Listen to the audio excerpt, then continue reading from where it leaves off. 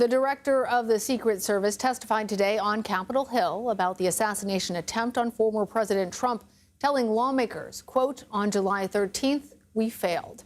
And there are increasing calls for Kimberly Cheatle to resign over that failure to secure the event. And the criticism, lasting more than 4 hours today, came from both sides of the aisle. So the notion of a report coming out in 60 days when the threat environment is so high in the United States, irrespective of party, is not acceptable. Tell us what went wrong. A special agent in charge, the person who was there. Tell us, and don't try and play a shell game with us. Do you have the ability to effectively, as the director of this agency, to understand what went wrong and at least tell us, I do or don't know what I'm doing? CBS News congressional correspondent Scott MacFarlane is on Capitol Hill. So, Scott, is the committee actually hoping to learn something, or is this really an opportunity for them to lash out at the director?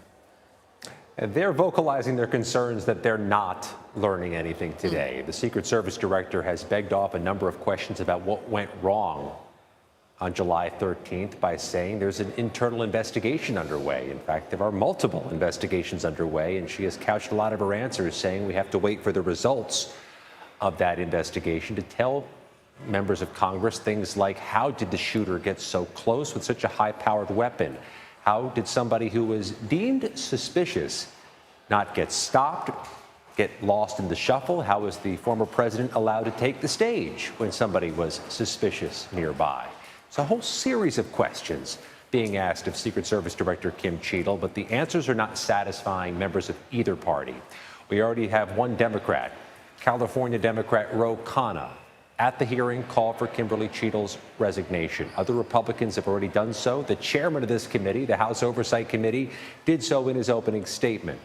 This has been unrelenting, unmitigated questioning of Kimberly Cheatle, rarely seen in Congress, where both parties are leaning in hard. And Scott, as we're talking about leaning in hard, our viewers just heard Representative Jim Jordan talking about those reports that the Trump team had requested extra security and that request was denied. Talk to us both about what you've learned on that question, as well as how Cheatle responded. Yeah, she has answered that question two different ways. First of all, specifying that no requests were denied for the July 13th event, the Butler, Pennsylvania event, but giving a broader answer that sometimes all requests are not fulfilled for all events, for all protectees. It's not going to satisfy anybody here. They want a more granular set of details from Kimberly Cheatle that she's just not offering. That's part of it.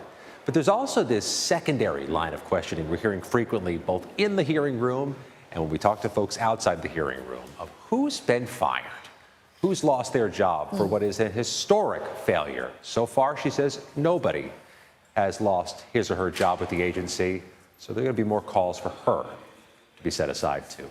All right, Scott MacFarlane, thank you.